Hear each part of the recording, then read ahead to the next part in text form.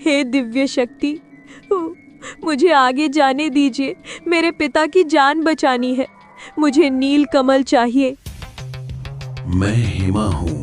पहली चुनौती, तुम आगे जा सकती हो, पर लौटते समय तुम्हें उस कमल का ठीक आधा हिस्सा मुझे देना होगा।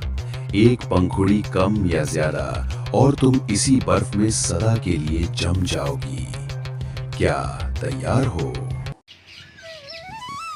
घने विंध्याचल के जंगलों के बीच नीलपुर नाम का एक छोटा सा गांव बसा था।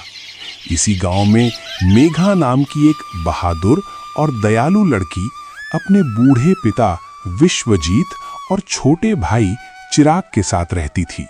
गरीबी थी, पर प्यार और हंसी से उनका छोटा सा घर हमेशा गुलजार रहता था।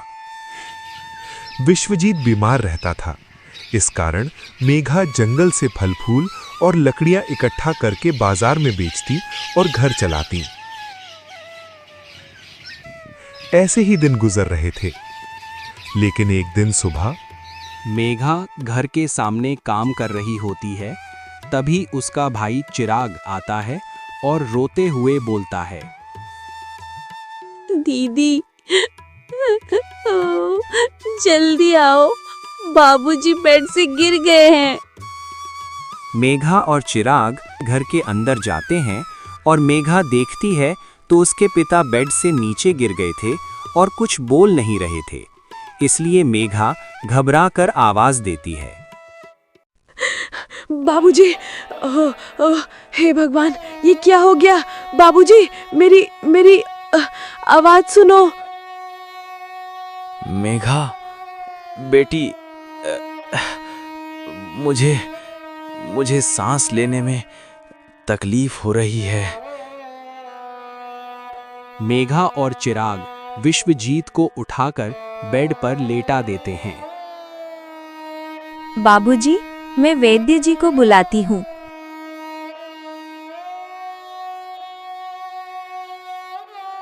मेघा ने गांव के वैद्य जी को बुलाया। वैद्य घर आए और उन्होंने विश्वजीत की नब्ज देखकर चिंतित होकर मेघा से कहा, मेघा बेटी, तुम्हारे पिता के फेफड़ों में चोट लगी है। ये जंगल की धूल और सर्दी ने मिलकर एक जहर सा बना दिया है। मेरी साधारण दवाएं इसके आगे बेअसर हैं। उनके प्राण संकट में हैं। नहीं वैद्य जी, ऐसा मत कहिए। कोई उपाय बताइए, मैं कुछ भी करूंगी। एक ही उपाय है। इस जंगल के सबसे गहरे हिस्से में काला पहाड़ की चोटी पर एक दिव्य नील कमल खिलता है। उसकी एक पंखुड़ी का रस ही इस जहर को मिटा सकता है, लेकिन वहां तक पहुंचना असंभव के बराबर है। क्यों वैद्य जी, क्या वहां कोई राक्षस रहता है? राक्षस नहीं, 3 अलौकिक चुनौतियां हैं। 3 द्वार, हर द्वार एक रहस्यमय शक्ति के हाथ में है। बिना उनकी शर्त माने कोई आगे नहीं बढ़ सकता। अगर उस काला पहाड़ के भीतर खिले नील कमल से मेरे बाबूजी की जान बच सकती है, तो चाहे रास्ता कितना भी डरावना क्यों ना हो, चाहे हर कदम पर खतरा क्यों ना मंडरा रहा हो, मैं जाऊंगी। मेघा अगली सुबह ही काला पहाड़ की ओर चल पड़ी। जैसे जैसे मेघा आगे बढ़ती गई, रास्ता संकरा होता चला गया। चारों ओर फैला जंगल अब और भी घना, गहरा और डरावना लगने लगा। ऊंचे ऊंचे पेड़ आसमान को ढक रहे थे, मानो सूरज की रोशनी को अंदर आने से रोक रहे हों। ठंडी हवा के झोंके पत्तों को हिलाते तो ऐसा लगता जैसे कोई अनजानी परछाई उसके पीछे पीछे चल रही हो। जंगल घना और डरावना होता गया। जंगल के अंदर जाते जाते माहौल और भी रहस्यमय और तनावपूर्ण हो गया। हवा में एक अजीब सी ठंडक थी और ऐसा महसूस हो रहा था जैसे ये जंगल उसकी परीक्षा ले रहा हो। फिर भी मेघा ने अपने डर को दिल के एक कोने में दबा दिया और धीमे धीमे काला पहाड़ की ओर बढ़ती चली गई। कई घंटों की यात्रा के बाद उसे पहला द्वार दिखाई दिया। ये द्वार बर्फ से बना हुआ था और उसके सामने एक शांत पर अत्यंत ठंडी और नीले रंग की प्रेतात्मा खड़ी थी, हिमा। रुक जाओ मानव, तुम यहाँ कैसे आ गए हो? ये मार्ग तुम्हारे लिए नहीं है। हे दिव्य शक्ति, मुझे आगे जाने दीजिए। मेरे पिता की जान बचानी है। मुझे नील कमल चाहिए। मैं हिमा हूँ, पहली चुनौती। तुम आगे जा सकती हो, पर लौटते समय तुम्हें उस कमल का ठीक आधा हिस्सा मुझे देना होगा। एक पंखुड़ी कम या ज्यादा और तुम इसी बर्फ में सदा के लिए जम जाओगी। क्या तैयार हो? मैं तैयार हूँ। मेरे पिताजी को बचाने के लिए मैं कुछ भी कर सकती हूँ। मैं वचन देती हूँ, आपको आधा हिस्सा मिलेगा। हिमा ने द्वार खोल दिया। मेघा आगे बढ़ी। रास्ता और कठिन हो गया। जंगल की जगह खड़ी चट्टानों ने ले ली। फिर दूसरा द्वार आया। यह द्वार पत्थरों का बना था और उसके सामने एक विशालकाय पत्थर के शरीर वाला दानव खड़ा था, पर्वत। कौन है तू जो मेरे राज्य में घुसने का साहस करती है? मैं मेघा हूँ। मुझे नीलकमल चाहिए। मेरे पिता मर रहे हैं। नीलकमल से उनके प्राण बच जाएंगे। मुझे जाने दे। मैं पर्वत हूँ, दूसरी चुनौती। मेरी शर्त भी वही है, आधा हिस्सा। पर याद रख, मैं हिसाब किताब में थोड़ी सी भी गलती बर्दाश्त नहीं करता। गलती की कीमत तुम्हारी हड्डियां होंगी। मैं अपना वचन निभाऊंगी। कृपया मुझे जाने दे। पर्वत ने मेघा को जाने दिया। मेघा चट्टानों पर चढ़ती गई। आखिरकार वो तीसरे और आखिरी द्वार पर पहुंची।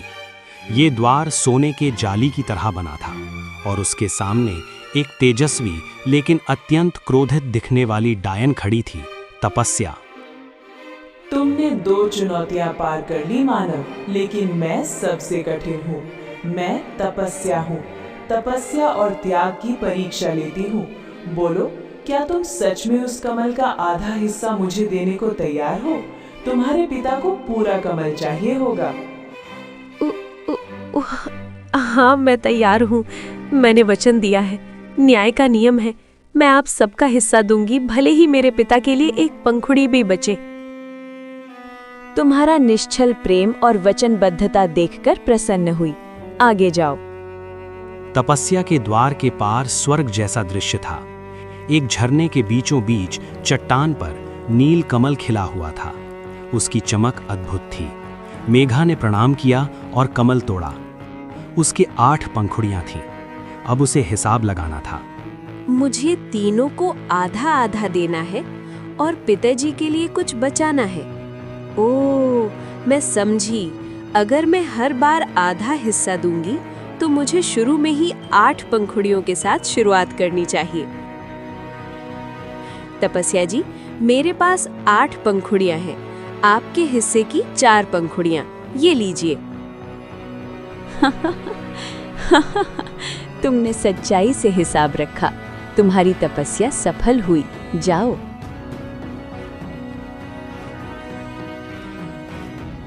अब मेघा के पास 4 पंखुड़ियां बची।